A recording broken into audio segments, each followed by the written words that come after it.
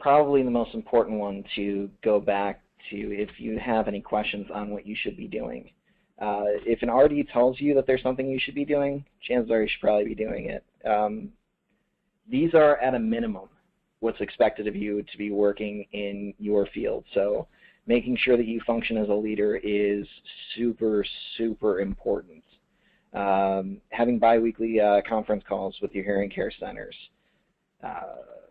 SOP, performing quality assessment checks, and I mean, you can read this. There's no reason for me to read it for you.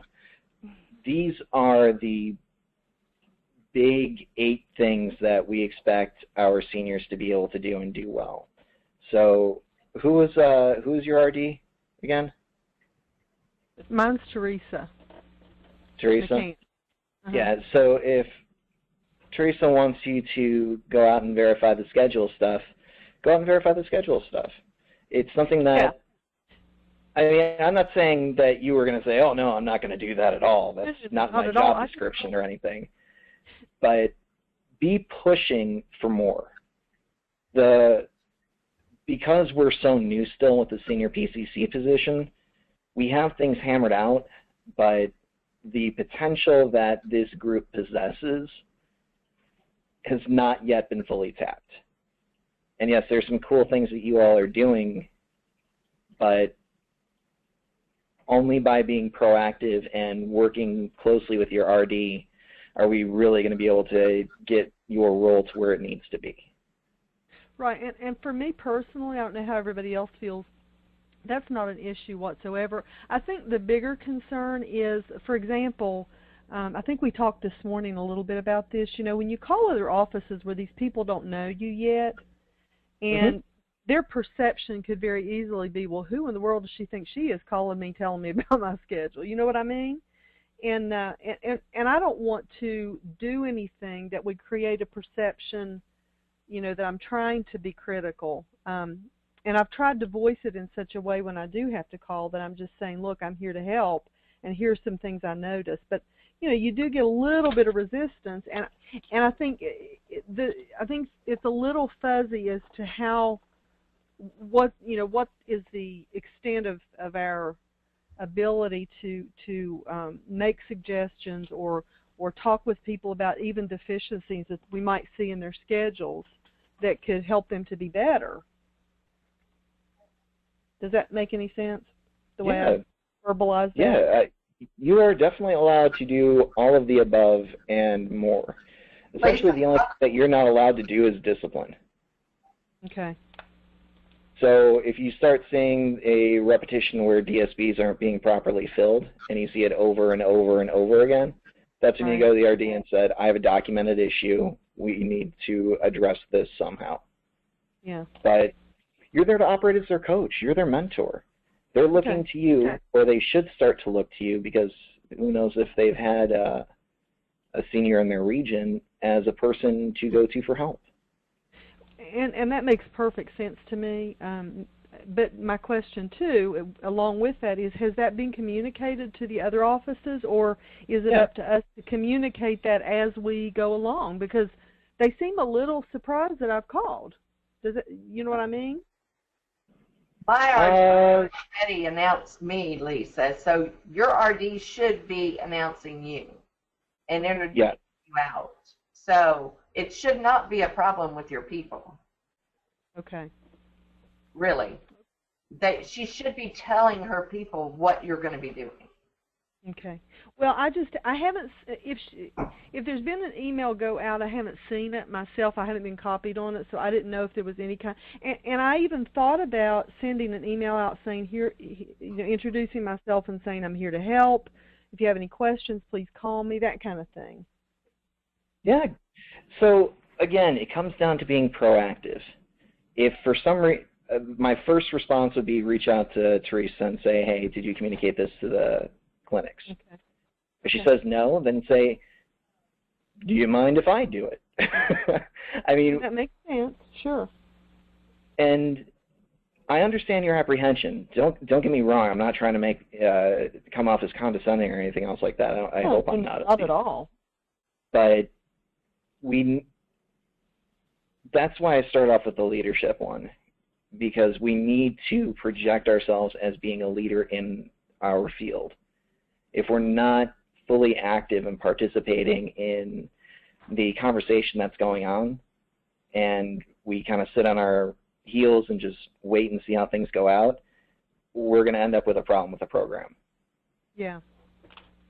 Which, if you don't know, you don't know. I mean, this is the first meeting that we've had. I would not have expected any less of a question of, what exactly am I supposed to be doing? Because that's a perfectly valid question. If you don't know what you're doing, and I didn't tell you, or nobody told you, then, you know, we really can't expect anything of you. But, well, and I don't know that it's fair to say that nobody told us. I think it's just there's some of the boundaries that are a little muddy at this point. I don't know if anybody else feels that way, and I don't want to. I wasn't told anything, so you're not alone. No, okay. Not alone at all. Okay. Yeah, don't be shy. Get in there and get your hands dirty. The sooner that you get in. Is there a list of, like, who we're, you know what I'm saying, like what other clinics are under us, I guess? I mean, like that we are supposed to be checking up on? Yeah, your RD should do that. Oh, okay. So maybe that would be a conversation between me personally, at least from my vantage point, and Teresa as to, okay, you're having me check the schedules of these 27 locations, but wow. my area is West Virginia, which is actually only 6 offices, and that's the offices that, like the biweekly meetings and that kind of thing, would apply to. But we're not talking about me doing biweekly meetings of 27 offices, right?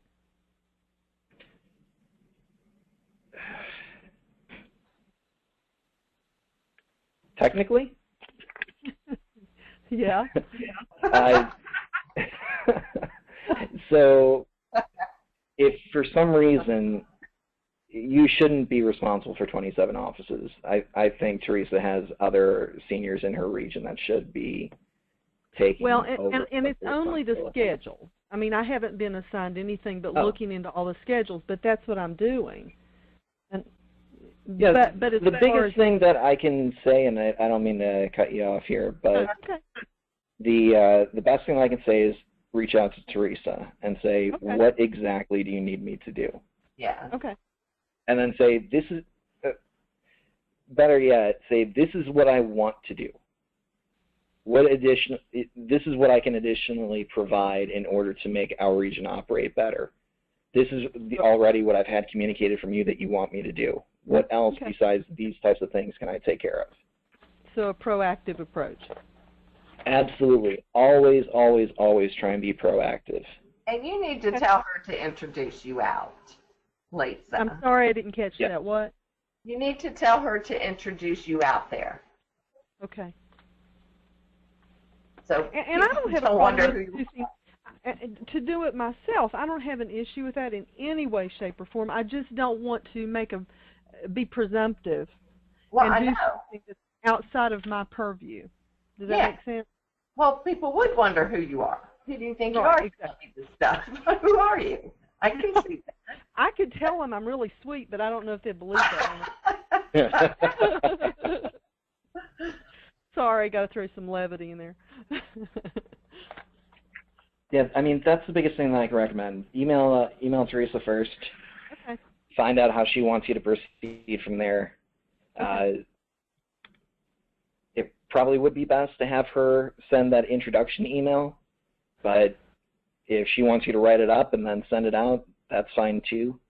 But just keep pushing for how else can I make this work. Okay. I will do that. She's actually going to be here this week, so I want to hopefully have a personal conversation. So. No, that'd be great. Yeah, face-to-face is always better to me. Absolutely. Okay, I'll do that. Thank you. Sure, that was a good question for about 15 minutes of time. I'm sorry. I'm sorry. No. These are the important things. At least we started on time, though. That's true. It did start on time. I mean, the day-to-days are more important than us reviewing an article on leadership. It was really good, by the way. You liked it? Yeah, I did. I liked them both. I did too. Oh. So, don't worry, you're not going to get in trouble if you didn't, but Did anyone not get a chance to read either of the articles? Really? Everybody read everything? We're being recorded as well. I mean, come on. That's awesome. This never happens. All right. I read it all last night before I went to bed. Did you really? Yeah, I did. Oh, I meant I'm to do sorry. it before then, but I just didn't get a chance before the weekend to do it, so I just did it last night. Did it put you right to sleep? It certainly did. Actually, it was a lot more interesting than I expected it to be. I was thinking, oh, this is going to be so dry, and some of it is. You know, it's a little gets bogged down in some details, but for the most part, it was pretty fascinating the way all the different segments work together and how you need to have, 2 to 3 to maybe 4 of those qualities to really be effective. I thought that was interesting. Were you able to pick out different people in the company by this? Oh, yeah. I was, yes. Yes. It was funny. Yeah. That's good and bad. Yeah.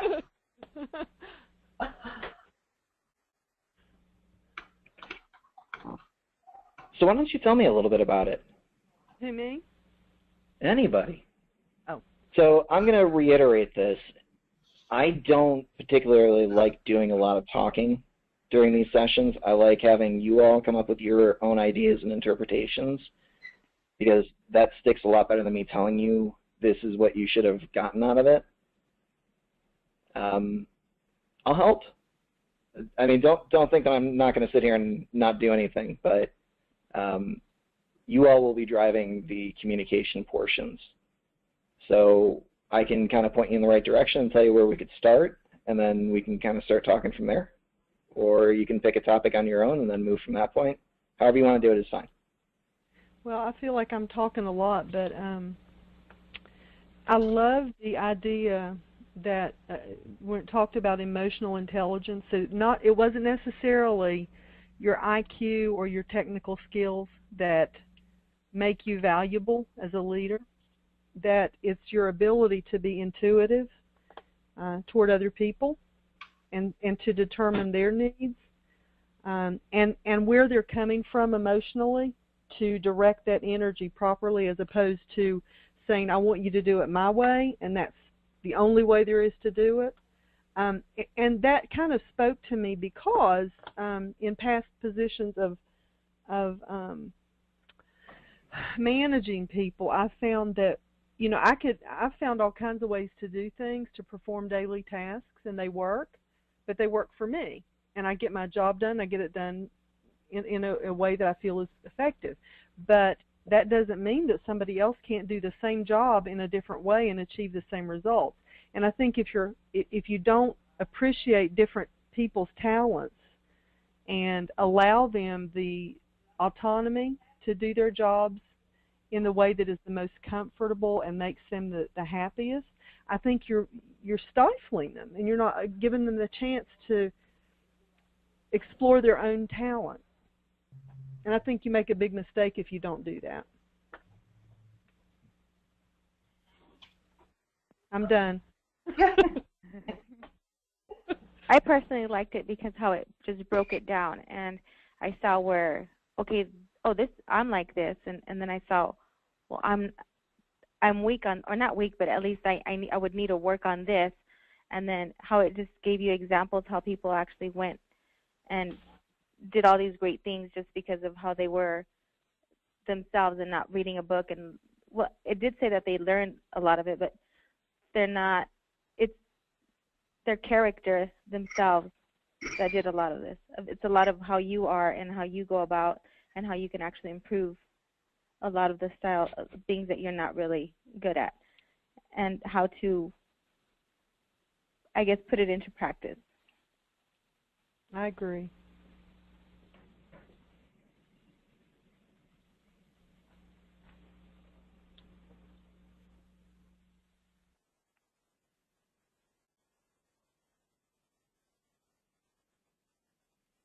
I've seen in this company a lot of different changes just in the 3 years since I've been here through the different leaderships that we've gone through, just through our deeds. That we've been through a lot, haven't we, Sandy? Huh? We've been through a lot, I think. We have, and it's good and bad, and it makes a difference in every worker when you have a bad RD. I mean, it totally shows. Yeah. And has such an effect on even as far as how I think your attitude is toward your patients, morale. Yeah, I agree totally.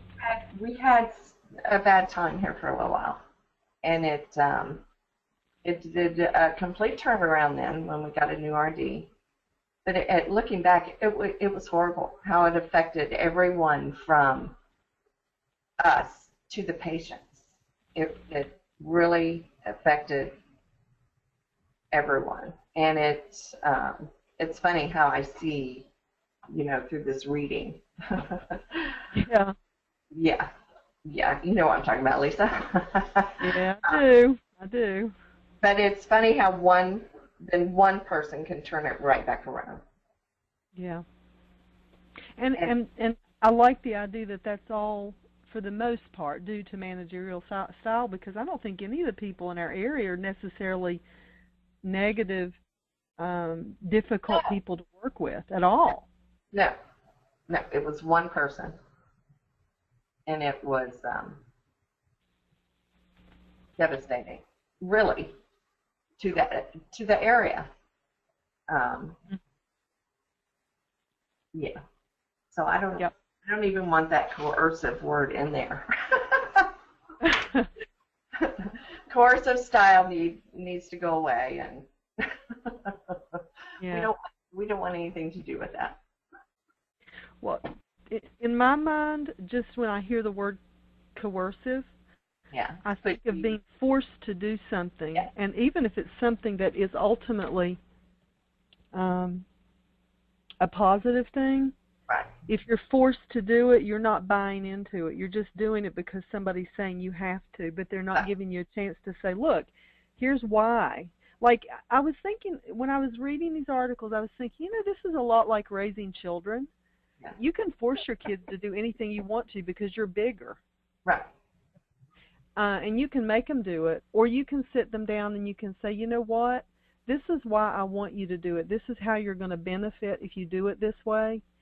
And even if they don't like it, they're more likely to fall in with that because they understand why. It's not just a directive, do it because I'm the parent. Yeah. And I think it's no different than when you're dealing with adults, not that you want to treat them like children, but humans don't like to be forced to do anything. They want to understand why I'm doing it, and it's got to make sense.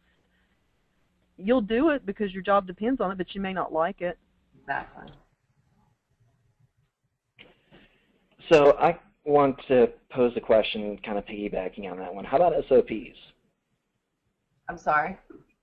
SOPs, you said? Yeah. Can we be completely honest? I would be very, very disappointed if you weren't. Okay. Well, some of them, I completely see the reason behind them, but I think a great many of them are cumbersome. Yes. And they take up a lot of time that's unnecessary, a lot of steps that could be cut out that would save us tremendous time during the day that's better spent on the phone trying to get people in the door. I agree. Me too. And I might be speaking out of turn, but that's how I feel, truthfully. No. Okay. Time out. I want to make sure I throw this out here right now. This is a safe zone. Okay? Anything that you say will not be held against you, period. Chances are nobody will ever listen to this recording except for you if you ever have to go back to it. So please be 100% honest.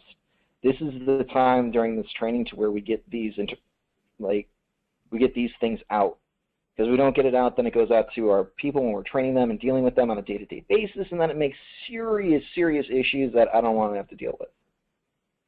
Well, so I ask all of you right now, and I know I'm still cutting you off here, promise me, and I want to hear it from all 4 of you, that you will be completely honest during these phone calls. Okay. Yes, absolutely. So I have to tell you, when I was in Naperville for the Super PCC training, I made that statement. They were talking about and said we were going to be on the ground floor of the new SOPs. Right. I made that statement that they were too long, they were too cumbersome, it took too long to try to find something out. And I had 10 people turn around and look at me like I was nuts. And then I would get, the surveys on to redevelop them or in the development stages of them. I would put that on every one of them. And finally, Gwen called me and she said, what is it? And I was bluntly telling her they're too cumbersome, they're too long. Unless you have a 10-year-old coming in here to learn fresh on the computer, knows nothing about the computer or anything about business or even anything. Yeah. That's what they're for. Dummies. Yeah, I said they're too cumbersome. That's how I feel personally. I feel like every time I have to look something up, I'm like, oh no, this is going to take me an hour to find it. It is. And it's a waste of my time. Even in the search key, you can't put in exactly what you want because it will not find it for you. It's stupid. Yeah. I appreciate the No, I'm serious. I really do appreciate you guys getting it out because everybody's got an issue with the SOPs. It's not you. Don't worry. The problem, and this is what I want to make sure I highlight right now because this is the crux of the issue. Yes, we don't like them, but we have to make sure that we communicate to our PCCs that we're training and leading that while we may not like them, we still have to do them, and we have to do them correctly. And you, functioning in a leadership position, have to exemplify that. You have to be that shining star that says, I do all of my SOPs, and I do them perfectly. But they give you maybe a week to train a new employee. A lot of the SOPs are at least 9 to 42 pages. Do you know how long? Do you know how many there are and how long it would take to go through all those? I do. And if they're thrown into a busy office, yeah. It can be very frustrating to try to get your day. Like in my office, because I work 3 days a week, I work 10 hours less than most PCCs. But I have 2 offices, so in addition to everything else I do, I have to make 50 calls, not just 25. So then if your week is broken up by, meetings and other things like that, there's a lot, and I understand that communication is really important. I get that, especially in a large organization, you must communicate, and I don't have an issue with that. But if there was some way to make it more concise and less daunting, I guess is the word I'm looking for. So here, I know exactly what you're talking about, and I have a challenge to you. On cycle first, maybe, and then it wouldn't be maybe so daunting to learn to do the SOPs, to put in an invoice. If they already knew how to run cycle, because every SOP shows you how to go into cycle to do everything. That's a whole different section. That might take some time away. It's just...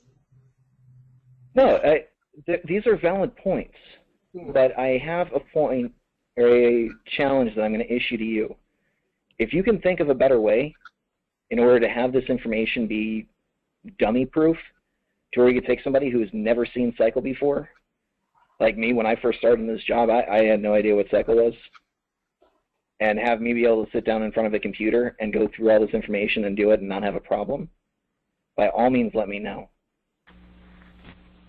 And that's the hard thing about it. We need to have this be able to work for somebody who has no experience in it whatsoever.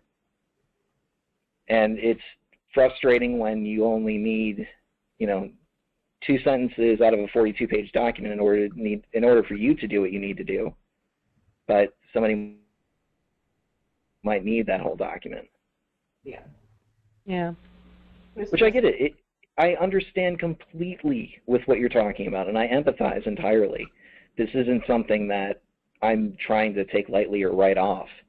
It's just, it needs to play down to the person who has absolutely no experience operating in it. That's why you guys are seniors. I mean, you know this stuff inside and out. That makes sense. It's just hard as a trainer, and you're in a busy office trying to train someone. Oh, absolutely. And they take a week to do it. That isn't fair at all. That isn't fair to the new person at all, because it's impossible. And then after that, you're on the phone with them for weeks, helping them with everything. So to let you know, that's something that we're actually in the talks about. We might potentially extend the training. We're still trying to feel out exactly how we want this to go. Yeah. So never fear. We do take your feedback, and we do apply it. Just sometimes it may not go exactly the way that you hope it would. Yeah. But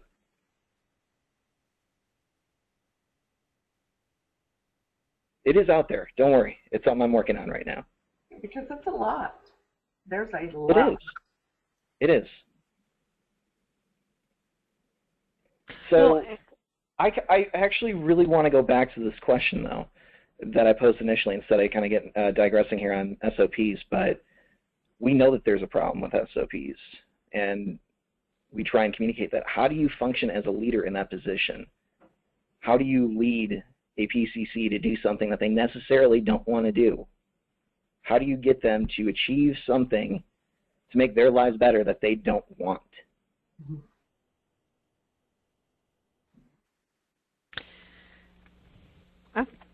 I think that, just looking at it from my own standpoint, because some of them are, you just roll your eyes and you think, geez, do I really have to do this? But for me, I try to focus on the bigger picture and understanding that there's an awful lot that I don't know.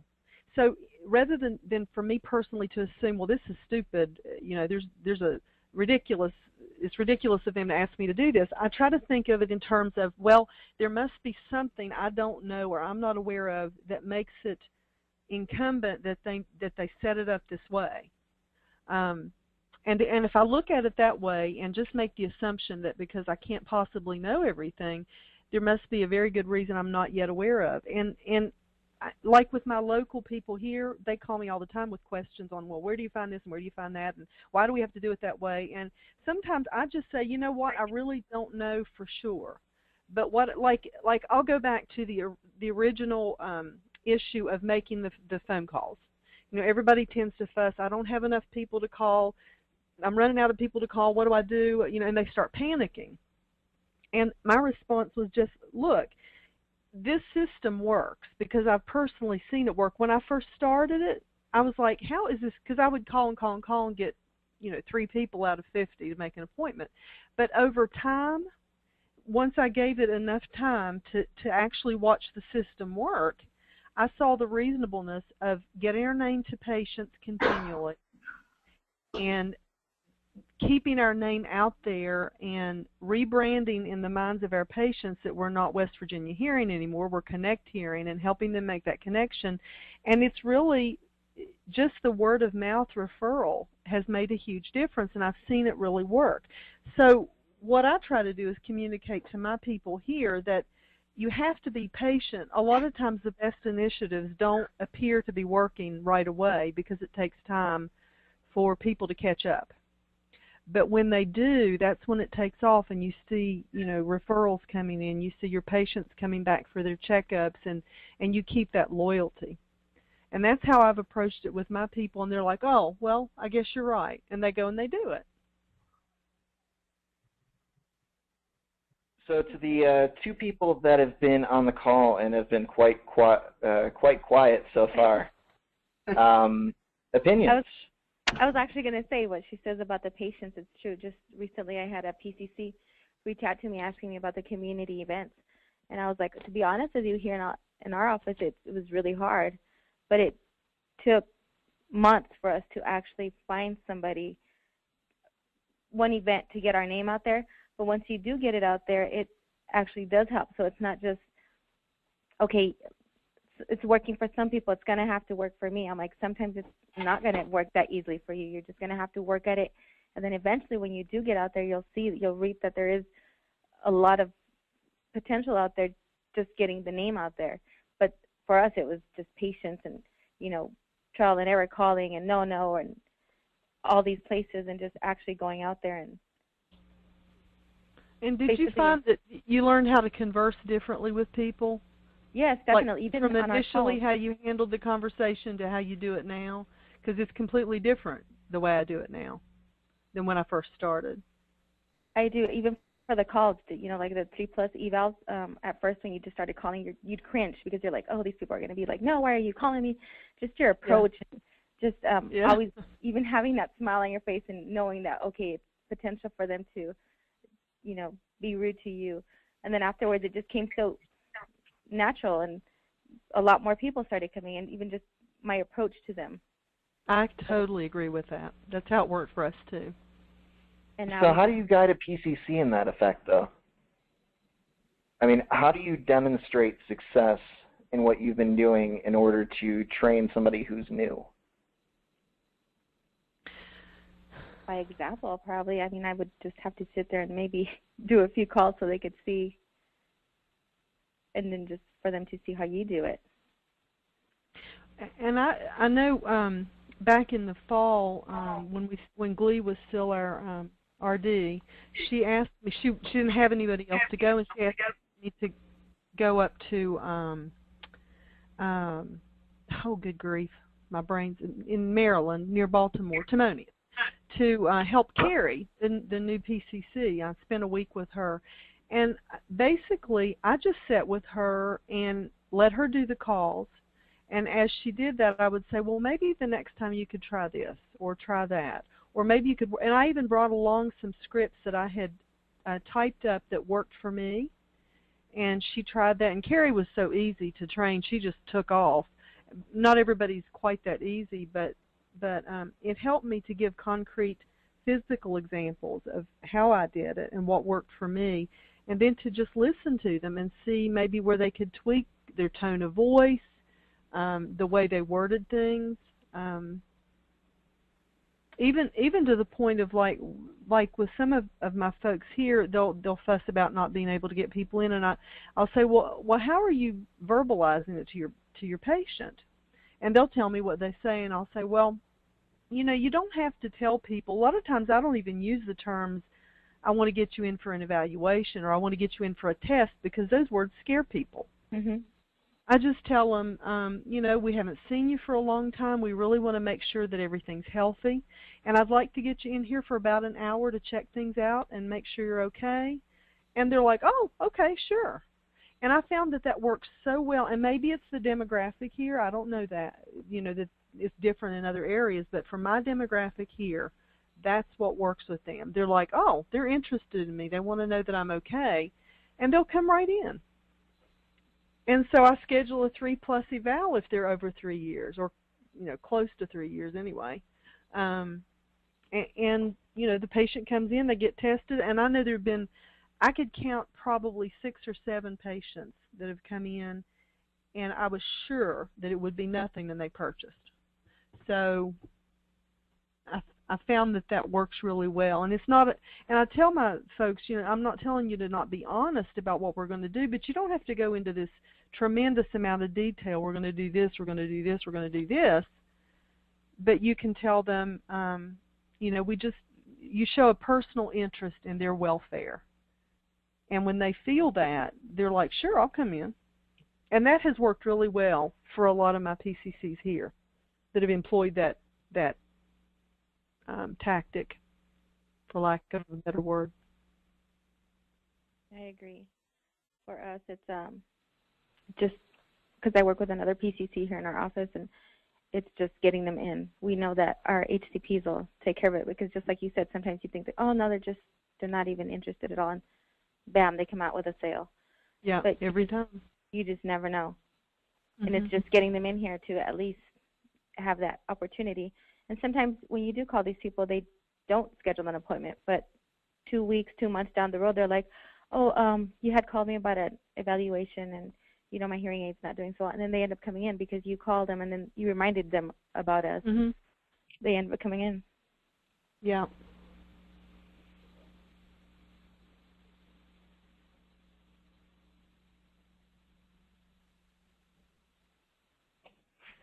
So there were quite a few things that we were talking about in that stretch, and I want to come back to these 5 components of emotional intelligence at work.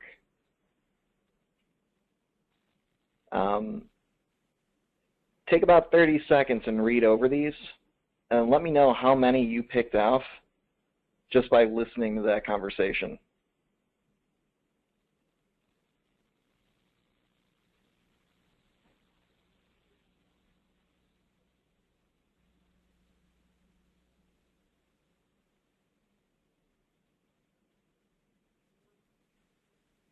I think all of them.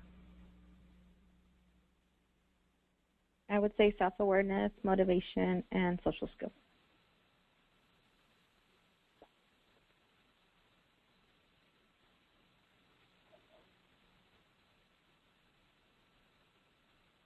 Empathy is a big one in my area, because my patients, when you call them up, sometimes they want to tell you about everything that's happened to them, this surgery, that surgery, what's going on with their kids, and they want you to be willing to talk to them. And I think that's an important thing to be willing to do, because it makes them feel like you're more of a friend than just a disembodied voice on the phone.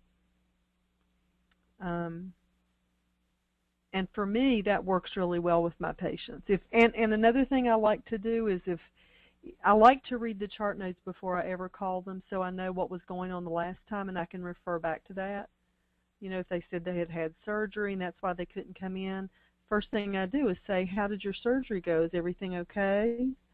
And they'll start talking. And it makes them feel more like you're a friend than just somebody that calls them periodically. Yeah, that's important. Just to know what they've been through. And know you remember them. Yeah.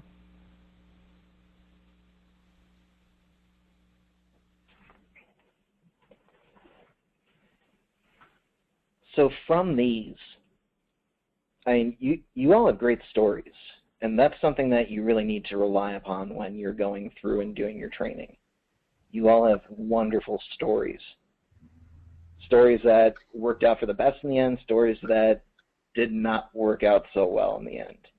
And they're both important. To function as a good trainer or a good leader, you need to be able to demonstrate both the good and the bad. So if you have an example of a story of training that goes awry, and I could give you plenty of trainings that I've had that I just thought went absolutely terribly, and they did. It's good to know for those that are going in there, so they don't feel like they're alone, that, oh, nobody else has gone through this before. Like we talked about, I'm going to keep going back to this because it's an easy one, but we talked about the SOPs and saying, yeah, I have a problem with these things too, but I do them because of this. And this is why I continue doing them. And really trying to take the examples that you had of talking with patients and just using, I mean, there's 5 components of emotional intelligence that are listed up here. And using all of these when dealing with a patient is important. showing them that you care for when they have surgery. And it doesn't sound like you're just trying to pull the wool over their eyes in order to get a sale either. It sounds genuine, like, are you okay? Did everything go all right? It's not just, I need to get your ass in the door. Yeah. And that sense of genuineness, of, for lack of a better word, integrity, that's the kind of thing that you need to be able to really portray when you're operating in this position. I have one patient, what you said just made me think about it.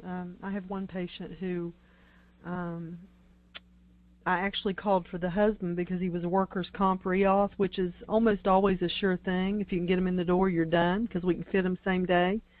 And I spoke with his wife, and she's a talker, and she started talking to me about having surgery. She'd had cancer, and she was going to have some reconstructive surgery. I bet I was on the phone 45 minutes with her. And this happened probably 3 times that I called back, and I would say, okay, and they would say they weren't ready, that he was still concerned about her and didn't want to come in yet. And I would just say, well, I'll just call back in a month or so and see what's going on. And I did that probably 4 months running. And I'm thinking, by the time the 4 months is up, these people are never going to come in. And finally, they're like, yeah, I'm better.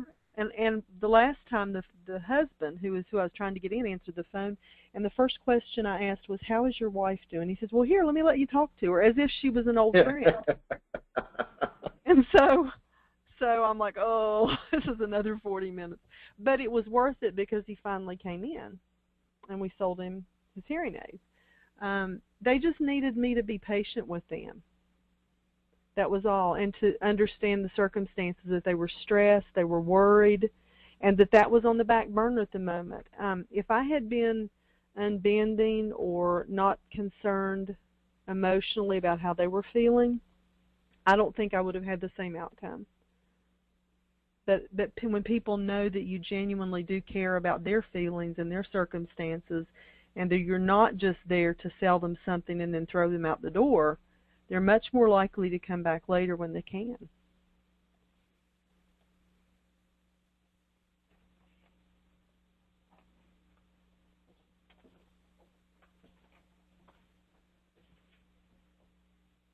Good story. I really like listening to your stories. Everybody's got good ones.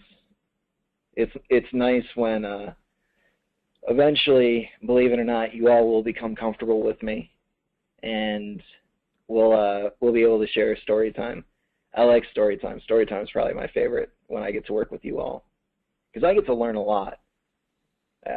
Being here at corporate, I don't get any of the personal experiences that you get working with the customers or patients. So it's fun. But before we wrap up here, final comments. I know that we kind of tugged at the corners of what the articles talked about. I think we did pretty well for diving in and not having to get too terribly specific. How do you all feel? I'm say that one more time. I was distracted. That's okay. How do you feel about what we covered today? I got to talk a lot, so I was happy. No, I'm kidding. I think it's really productive to listen to other people. I know I did talk a lot, but it's good to listen to other people and their stories, and to know that we share the same frustrations, because sometimes you do feel like you're the only one that thinks this stuff's crazy. If you're having trouble with the SOPs or some other whatever it is that you're having difficulty with, to know that you're not the only one that feels that way is kind of reassuring, because you start thinking, well, maybe I'm just not getting it. So for me, it was nice to hear that other people share the same concerns, and then we can work toward a solution together. And we'll get there. I'm not going to guarantee that we'll solve everything, but we'll get a couple of them knocked out. How do you feel about the leadership? Do you feel that the information that we covered today will help you become a better leader? Oh, yeah. I do. I liked it. It explained a lot, and it just makes you look at things so different and what you really need to work on and how you could actually learn from all these people that know what they're doing. So one thing that I've been thinking of, and I'm not sure if I'm going to do it or not because I want to ask your opinion of it.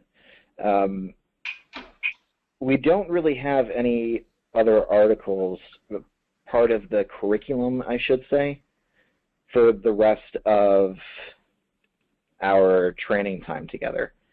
But I think they're beneficial. I think I'm going to start including an article a week, not something that we're going to necessarily talk about, but just something to read. Would you find that beneficial? Yeah. Yeah. I think so. Okay. Well, because if it's not something that you're going to use, and I want you to be completely honest with me, this training is for you. It's not for me. Because it doesn't do me any good to sit there and put together something that'll help me when it doesn't help you. So if it's something that you'll think you'll use, by all means, I'll go out and do whatever I need to do to get it to you. But if you're not going to use it, then just let me know. Well, I don't think you can know if you can use it until you see it, you know? That is very true. I didn't think about it like that. So, you know, if it's out there, I mean, if you put it out there and we read it and we're like, well, it was useful or it wasn't, then that's still productive. But you will look at it at least. That's more what I'm trying to drive at. Of course. Yeah. Okay. You would be surprised at the answers I've gotten. Wait, this isn't mandatory? I don't have to do this? Why would I bother? It's like, oh, well, okay. Just checking to make sure. For you. So what we're going to be doing for next week, it's still going to be training aspects. It's going to be a course called Instructional Strategies. It's going to go over but it's going to go over 6 different styles of training that we can use when we're instructing other people. It's pretty good. So far from the other classes that I've done, it's been the favorite. So hopefully the trend will continue. You will be getting that information from me tomorrow. There's going to be a PowerPoint, which isn't going to have anything but pictures, and there's going to be a script that's going to be attached to it. What I would like you to do is read through the script. Now, you don't have to go through and memorize anything. It's relatively short. It's about 7 pages long.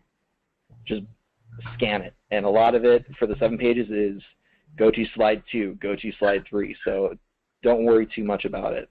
I just want you to be reasonably familiar so that way when we come in on Monday, which I'm not 100% positive I'm going to be able to do yet. I'm going to be traveling in New Jersey next week for training.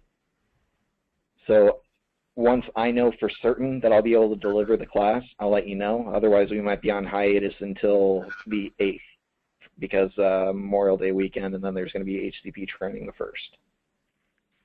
So super busy. Yep. So I have 2 questions, and I'm going to pose you a question. The first question is, did you find this session worthwhile? Yes. Yes, definitely. Mm-hmm. Would you want to do this again? Yes. Yes. Okay. That second one didn't sound too happy. It's not like I got about 50% on that one, so I'm going to have to get back next time around. I always ask those 2 questions at the end of the session because if I'm doing something wrong, you have to tell me. Because if I don't know what I'm breaking, I can't fix it. So be honest with me. I'm going to be just as honest with you as we're going along with these things. But it was an absolute pleasure working with you all today. I hope you have a fantastic rest of your day.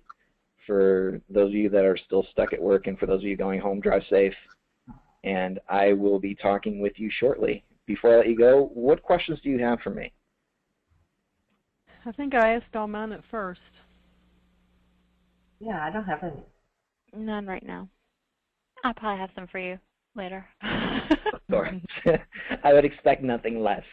If you got any questions, best way to reach me is via email. I'm quick at responding to that. Denise is brave. She tries to reach me by phone. That works out about 50% of the time, and then she yells at me when I don't answer.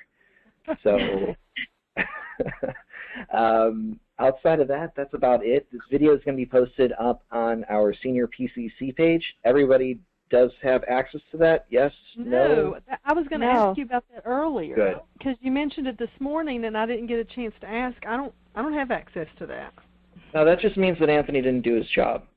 So, or if I do, I missed it somehow because I might not have sent out the email. You'll have an email from me tomorrow that'll have instructions to access the page.